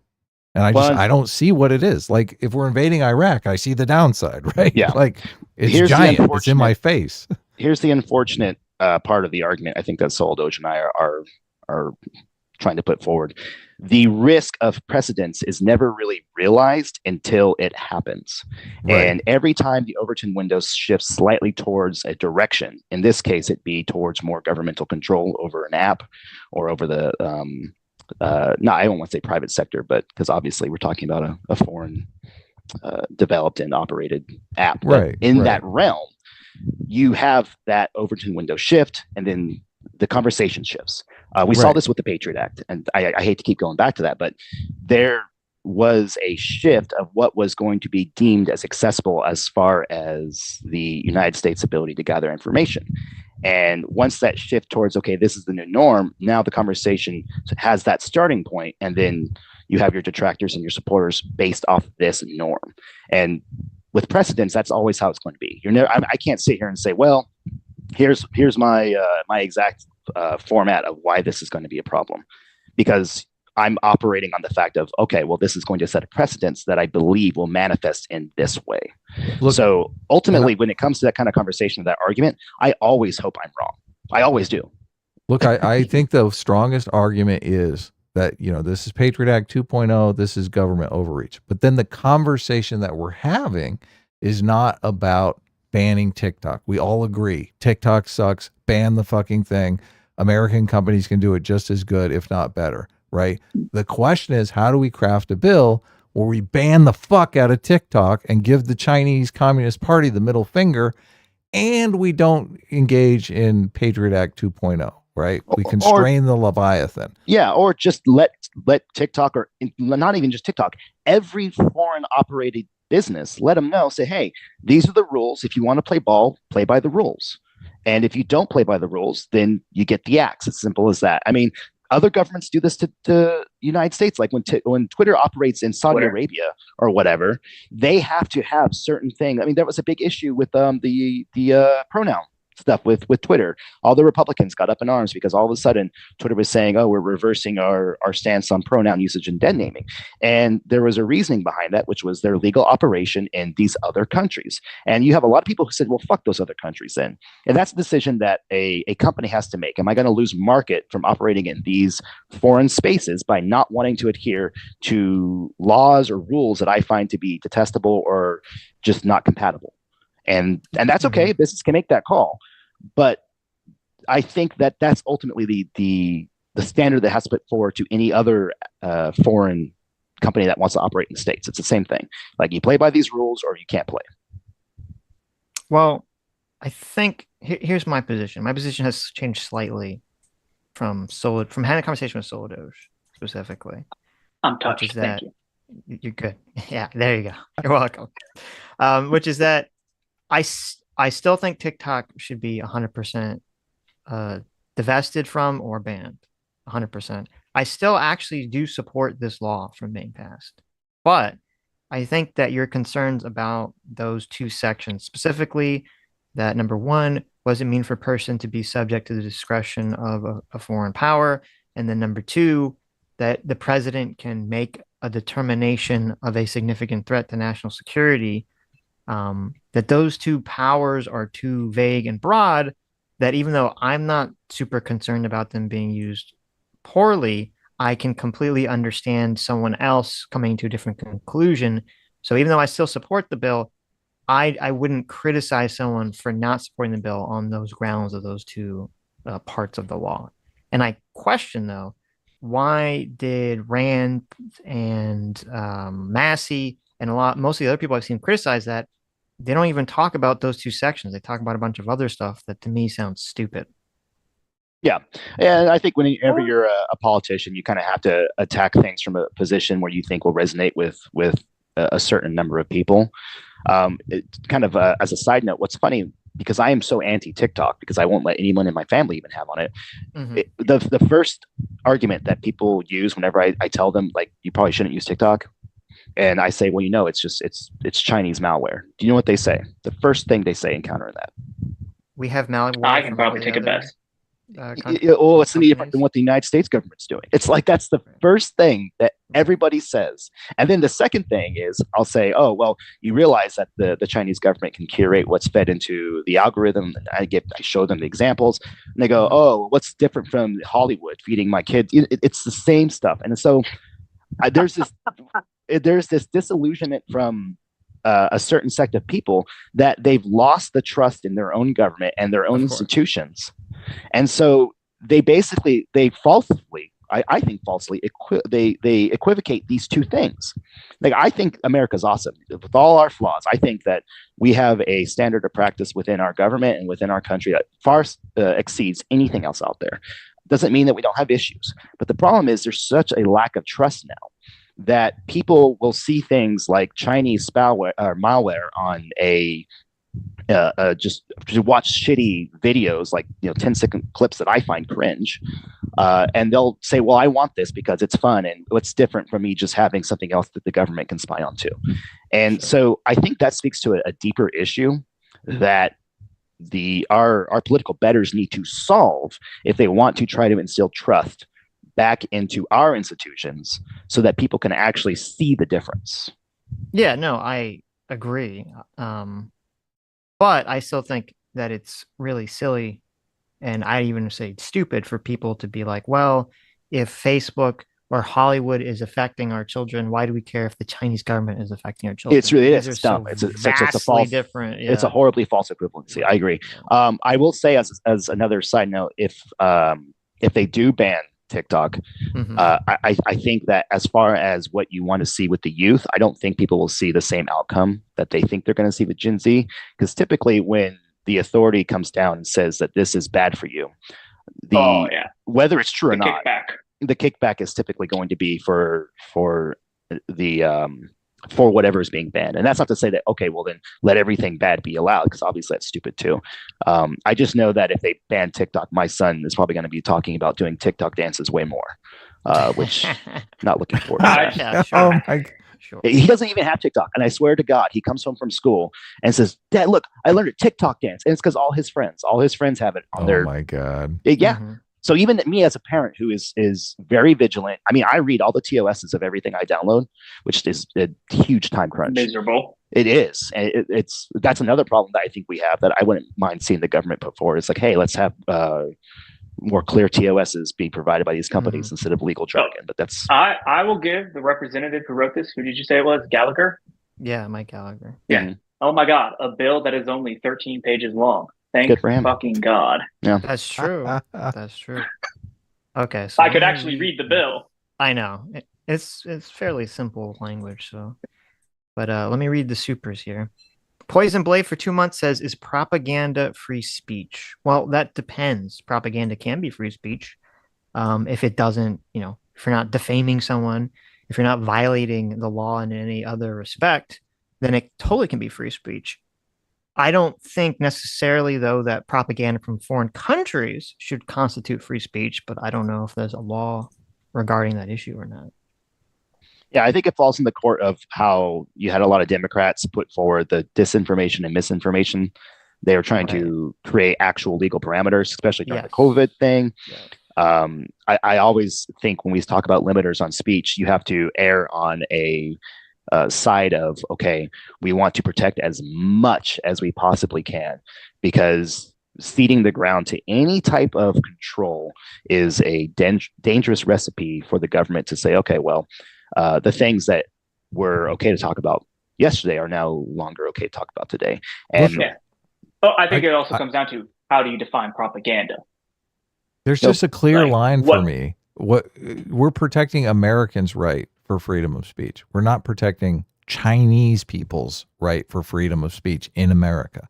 No, what about American line who sings for China, though? What about an American who, whatever stupid reason, go for it. Yeah, go for it. But then if the government is saying, you're an American citizen, go ahead. So that would be a clear line, then, right? Then you can. This hypothetical, Facebook does decide, I'm going full China simp, and we're going to ban on our platform anybody who mentions Tiananmen Square. You're okay with that? Yeah, if it's an American company, obviously, yeah. But the thing is, that's our difference. Yeah, like, why am I supposed to sit and let some Chinese spy who's literally in China have free speech in America? It's just the Constitution doesn't protect them. They don't have the right to freedom of speech in America. They're not Americans. Jackarama.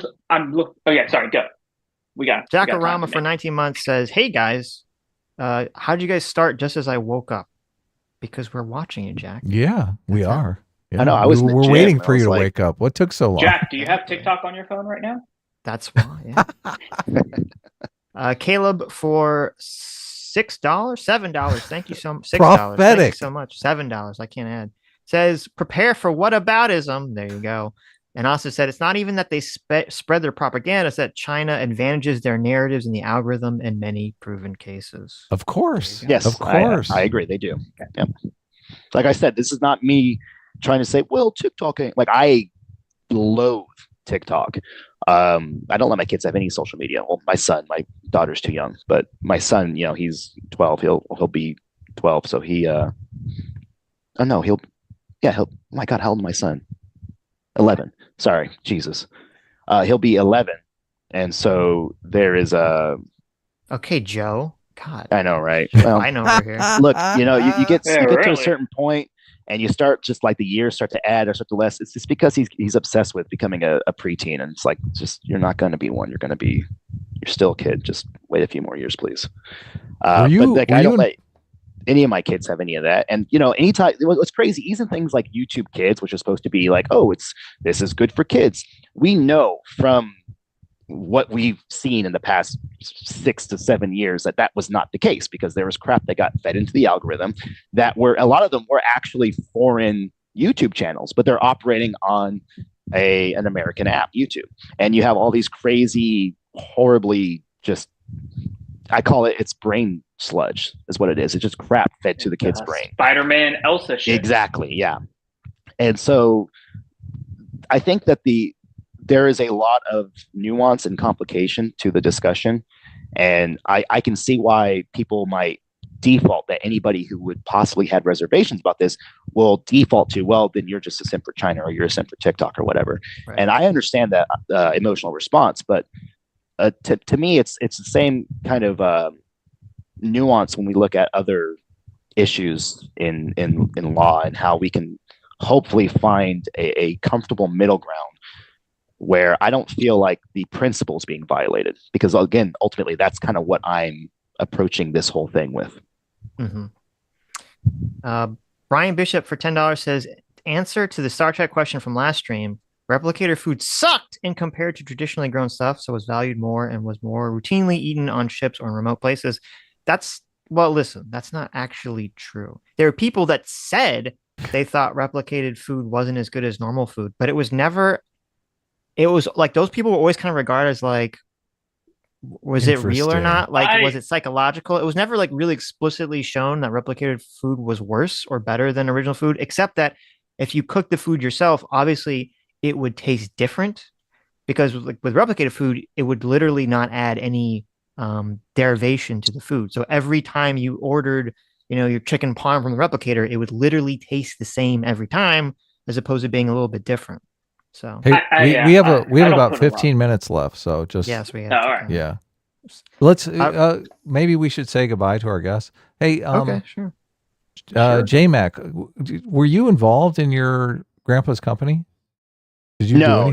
I was one of the few people that didn't work for it, because anybody who worked for the company was scrutinized a lot harder, and I just didn't want that kind of heat. So no, I never worked for it. No, did you hear that, Agent Frank? He's clean. I'm clean. Look, I would love to have a stream where we actually talk about your grandpa's company, because your grandpa wrote a book. I don't remember the name of the book, but I read the book, and the book is actually it's fascinating. Junk to Gold. Yeah, Junk to Gold. So that he basically ran a bunch of junkyards. Well, he started, I think, with a couple junkyards, and then scaled it up to basically a franchise, and went public with a public offering and all that stuff. So it's like a fascinating story. Oh yeah, started from a single yard he bought in Sacramento. He basically built it up from just a scrap yard. He actually, there's I don't know if you ever heard, you probably not, but it's called You Pull It, which is basically where you go. Yeah, pick and pull. Pick and pull. Yeah, it's in the book.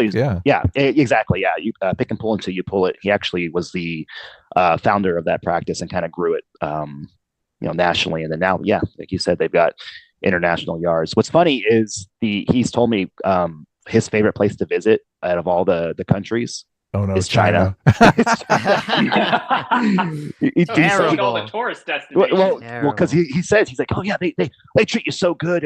He goes, I can't remember what he said. He said something about they search your whole laptop and phone. Well, he's an older guy, so he He's rough around the edges, but he's like, he's like, I hate their fucking food. It's disgusting, but man, they sure do treat you good.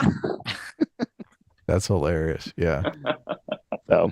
So we'll have you on again and we'll talk more about that. And Soladoge, look, it's always contentious with you, but it was a spirited and fun debate. So I find that if you agree with somebody 95% of the time, the other 5% is like a death match.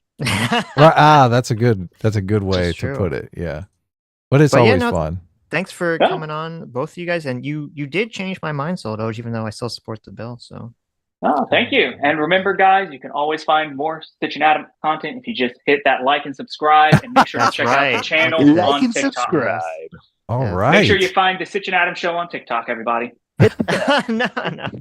We're actually not on TikTok. There you go. All right. Well, thank you, Jay. One, thank you, Soladoge. All right, guys. Take care. Take care, Appreciate man. it. Okay. All right. Brian Bishop for $5 says, "Hey, Sitch, you dodged my last stream. Got any grapes? No, you damn dirty duck. Get out of here. I don't got no grapes for you, Brian." Somebody mentioned in the comments that this is like an old joke and are mystified by the fact that I've never heard it. So it is, yeah.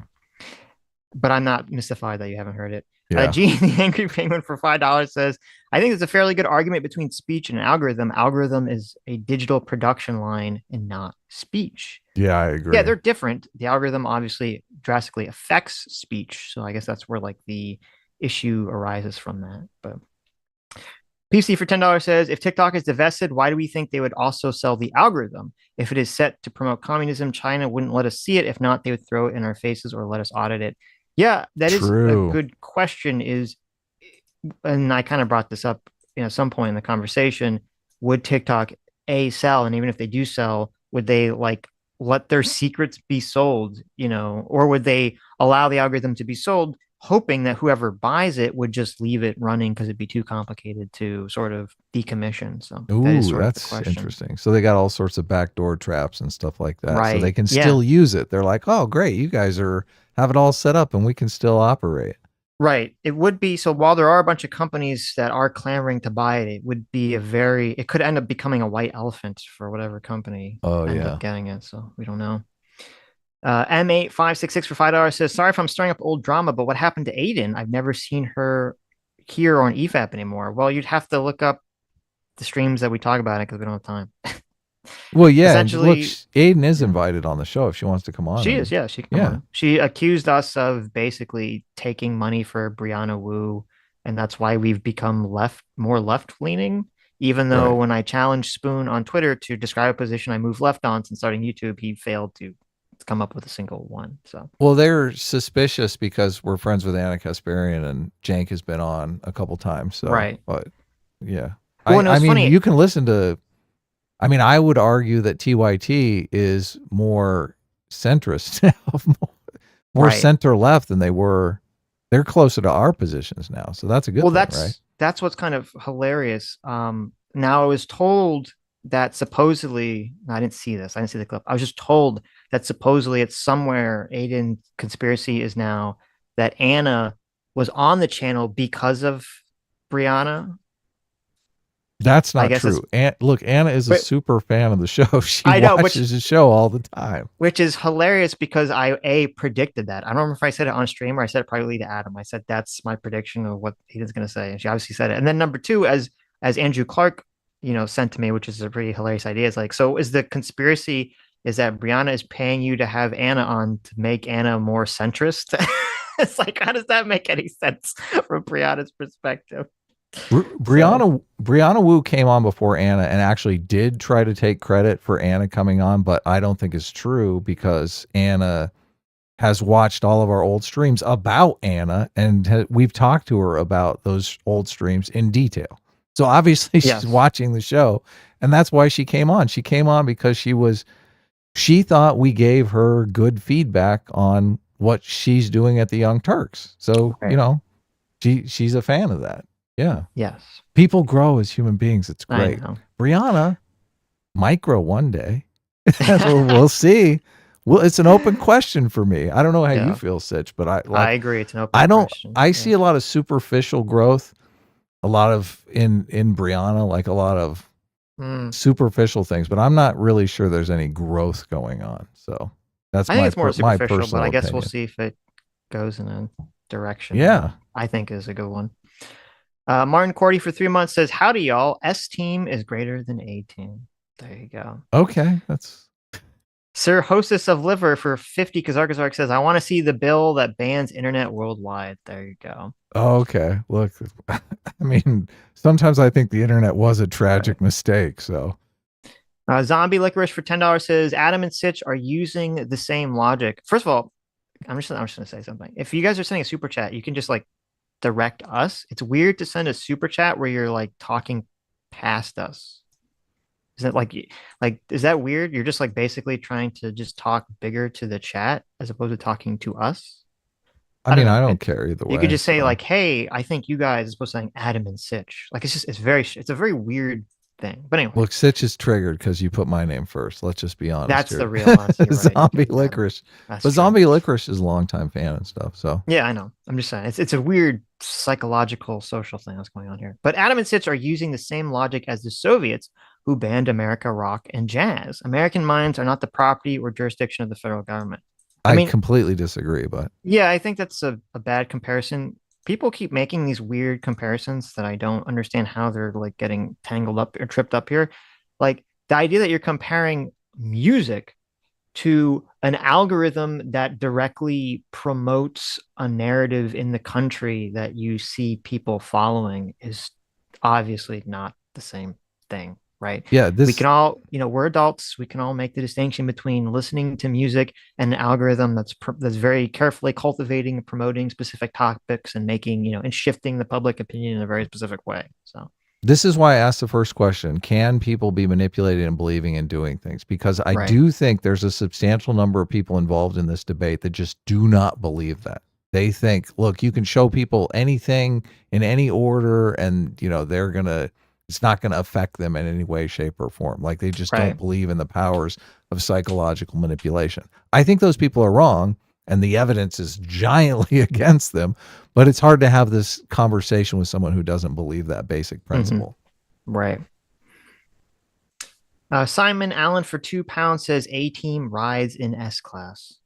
There you go. Okay. PC for 18 months of discipline equals freedom. Thank you. Says, haven't listened to a lot of hype these past months. I think there should be more restrictions on social media, more for those under 18. This new book comes out later this month. Yeah, I agree. Yeah, on the 26th. I'm totally on board with restricting social media to 18 and up. 100%. Dwight Baldwin for $5 says, U.S. is trying to block Japan from buying U.S. steel. Japan ally, but still national security risk to have certain industries foreign owned. Oh yeah, great point. Good point. That's a good point. Gene the Angry Penguin for $5 says the risk argument is always dumb. It uses examples of other ways we shouldn't do business with China to argue for doing more business with China. There you go.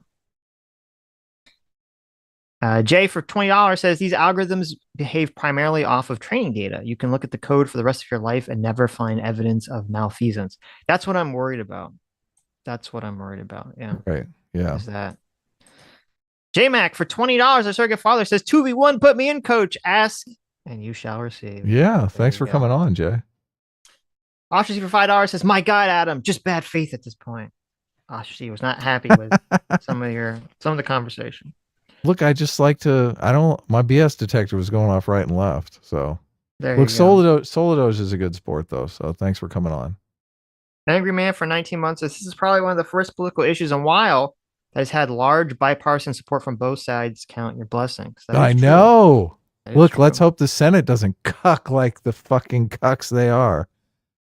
If the House doesn't cuck, I don't think the Senate's going to cuck because usually it's the House that cucks. So. Oh, really? Okay. Yeah. I mean, I think the Senate's cucked plenty too, but we'll see. The Senate's easier to buy off because there's only 100 of them. That's a good point. So actually, yeah, never mind. I take it back. Lucy Lumbug, thanks so much for the 5 gifted memberships, despite you being a dirty, dirty sticker. Yes. J-Mac, our surrogate father, for another $100. Oh my God. I don't think I read this one. Said the Chinese government is a non-factor here. The U.S. intelligence has more than enough tools to keep tabs on foreign-owned businesses operating in the United States. I'm more concerned with the expansion of government powers over private citizens with this bill as precedents. There you go. We discussed that in detail. Did we miss Adam Godbaugh for 19 months? I was about to read that one. Okay, good. I'm following. Adam Godbaugh for 19 months says a foreign entity having spyware on U.S. service members' personal phones is obviously a security risk greater than a domestic one. This is a dumb argument. Thank you. I agree. Yeah. I agree. That's what I'm saying. Like, to me, the only argument to me that's valid is there's these two sections in the law that are overly broad and vague. Right. I'm like, you're right. I agree. Could lead to government overreach, right? Yeah, that could lead to government overreach. That's a fine argument. These other arguments I just don't get. But I do agree with you that it would be political suicide if Joe Biden was like, I'm just going to ban Twitter. Right. Yeah. Twitter. Yeah. Jay for $10 says we never would have granted this sort of goodwill towards the USSR or citizens. Why should China be any different? Playing ball with China obviously has failed miserably. Yeah. Very true. Look, it's so obvious to so many people. I love it. Mm-hmm. Gay Ben for $5 says if we ban Adam from making comics, the comic he has been working on for years might actually get fulfilled. In fact, no downside for banning this show. All right. There you go. Joe the Mig for $5 says Twitter is blocked. Oh, I read that one. Genus Kuhn. Whoops. Sometimes the thing skips. Look, I am working on the comic too, guys. The comic is like virtually done. I'm just finishing up on the lettering, and I gotta get it printed and sent out. So there you go. Yeah. Genus Kuhn for 18 months says, hey now, I keep forgetting to use these. Glad to see the rebirth of PSA Sitch Undaily. S-Class is a best class. Oh, yeah. Someone that goes, look, Genus Kuhn goes way back. Yeah. Yes. Stephen R for $5 says, you should get Ryan Macbeth on the show to talk about this issue. His content is great. Yeah, there's a bunch of people that wanted to debate this. So interesting debate. Joe the Make for $10 says the CCP is a factor here. There isn't a serious libertarian that would sanction an agency like the CAA to run an unfettered propaganda campaign to the U.S. Why make an kind of excuse for the CCP? Yeah, I do agree. It seems unusual to me that most people would not even allow a hint or a whiff of this behavior from the U.S. government. But then if it's like China, suddenly people just become, some people, not everyone, but some people become very hesitant, which is weird to me. Yeah, I tweeted something similar to this out. Like if the CIA had an app that basically was half the American population was plugged into, people lose their fucking minds. They'd ban it in 30 seconds. Yeah, like, I mean, why? Because the Chinese equivalent has that. We're like, oh no, well, it's fine. Yeah, like remember the Joe Biden laptop story? We had this whole, like, we had to work out this whole conspiracy that the government tricked Facebook by mental manipulation into censoring the Hunter Biden laptop story. I'm like, how the same people that think that the FBI magically tricked Facebook and Twitter into getting rid of the Hunter Biden story indirectly are okay. Some of them are okay with China having direct control over TikTok. It's baffling to me. Doesn't make any sense. I mean, look, people were accusing me of bad faith because I was saying, this is just the American bad. You have less trust for the American government than you do for the Chinese government. Right. I mean, it seems just by your behavior that's true, even though, look, I don't want to badmouth Soldoge when he's not here. But I don't think Soldoge is in that camp. I'm not talking about him. I'm just saying there are people I've seen on Twitter who were in that camp. Oh, okay. Like, okay. What the fuck was going on here? So, Cameraman 502 for $10. Thank you so much. Says we know that TikTok has pushed the Chinese line. We know it collects data despite saying they stopped. There's no reason to say play by the rules for fairness. Also, person is a corporation, not a human. True. Yeah. Great comments, guys. Jay for $10 says, quote, should we protect the free speech of an American who sends for China?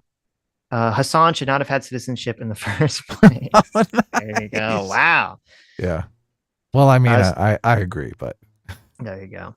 Stug for $20. Thank you so much, Stug. Says, to be honest, it's even hard to tell how or whether the judicial branch will end up constraining or widening any loopholes. See Kello versus City of New London as an example of the latter. Don't know how to really get around this, though. That's true. That's a fair point. Crafting the bills is an important part. So yes, it is weird to me that a Republican would basically craft some of this legislation to be this open. And I don't remember that much about Gallagher. His name sounds familiar to me. Not just because of the comedian, but I'm trying to remember. I know we've talked about Mike Gallagher in the past. I don't remember what the context was. Careman 502 for $5 says, on the presidential power, it requires both a notice and a comment pursuant to the APA and a notice to Congress.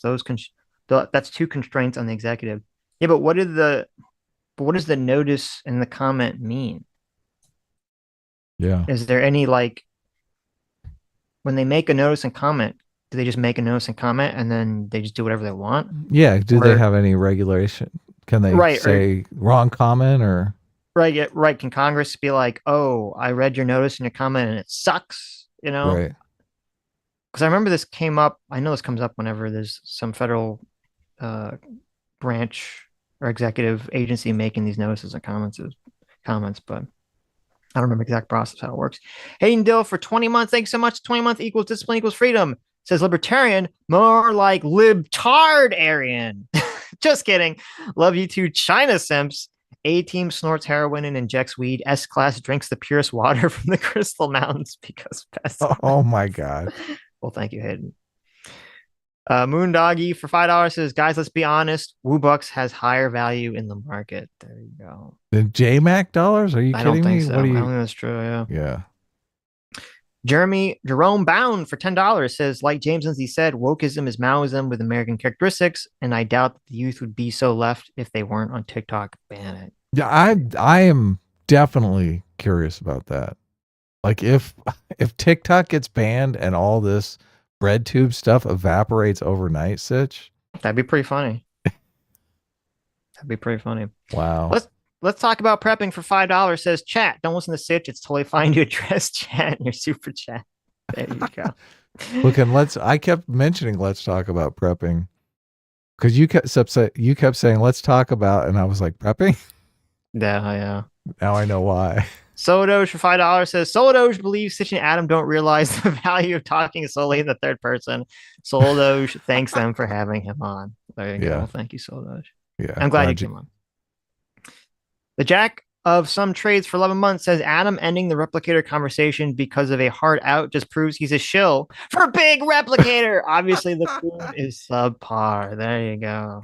I mean, that is an interesting dilemma. I mean, do they do side-by-side taste comparisons? I mean, it'd be easy to figure it out, right? Well, it's just a thing that comes up in Star Trek and real life. Obviously, you could create it so that the food replicators could add the minor variations that you'd expect when cooking in order to make the meals taste different every time. Sure. Which is what you would expect them to do, because it probably would taste weird to people if you ate a meal and it literally tasted the exact same every time. That would probably be something people don't want. Well, I mean, isn't that the selling point for places like McDonald's, that you get a Big Mac in China and you get a Big Mac in Indonesia or America? Well, first of all, they do taste different foreign, but like a Big really? Mac in California is going to taste different in a Big Mac it's going to taste the same as a Big Mac in Florida, right? Presumably. Right. Yeah. Yeah. So it is, but there's still going to be some, I'm guessing here, because we don't know how to test this until it actually happens, that if you had a Big Mac that tasted the literal exact same every time, or any food that tastes literally the exact same, it's a little different than like you just, I like this food, and it's still going to have some flavor difference every time. And I'm just guessing here that if it tasted the exact same every time, that people wouldn't like that. It would change the way they think about food. Right. That's just my guess. Where was I? Jackarama for $5 says, no Soul Doge. I don't have TikTok on my phone. I won't even go to the site on my PC. We forgot to ask Solidosh if he, as a U.S. serviceman, is allowed to have TikTok on his phone. Oh, that's a good question. I bet it's no. Solidosh, you can answer that if you're in the chat. Lives in Deswall specifically for 10 months, says surveillance has gotten too bad generally. Limit social media, get rid of stock Android, and live off the grid by squatting with YouTubers. TikTok bad. There you go. Yeah, I do think the surveillance is off the charts, and I would like to regulate that as well. So, Patter of Heads for 9 months says nobody's saying, quote, it's okay because of China. They're saying speeding bumps one company isn't worth permanently increasing executive powers. Yeah, well, some people are saying that, Patter. Some people are arguing, saying other things. So Cameraman 502 for $10 says notice and comment means they have to place public notice instead of period for anyone to respond. Then they have to respond to all the comments, grouping similar ones, and the answers can be challenged. Yeah, because I remember that because that came up with the net neutrality thing. Was when I remember it was a big talk about the whole notice and comment thing, and they're trying to say, oh, you didn't follow the proper notice and comment procedures, so therefore you can't do whatever you want to do. But I feel like that's all kind of secondary to, I understand that that wouldn't be something that people would feel like is a proper, constraint on presidential power is the notice and comment process, it is some, but it's not like a super amount. So Zoto says personal phones are never allowed near anything confidential anyway. Government phones cannot, because you can take pictures, but no limit on personal phones. There you go. Right. Streamlabs. Arithmus for $2 says, does Soldoge know that we already banned a number of Chinese products due to security concerns? UA cellular infrastructure was banned. HIC Vision CCTV equipment has been banned. We have a right to control what comes here. Oh, thank you for completely letting us know that. Yeah. That's a good point. Yeah, how do you feel about that, Solidoge? You commie? Dr. Tiller for $2 says, it's a shame about our current political climate because I realized yesterday there was a really good joke about a nation of Jews attacking a place whose proponents yell, free Palestine.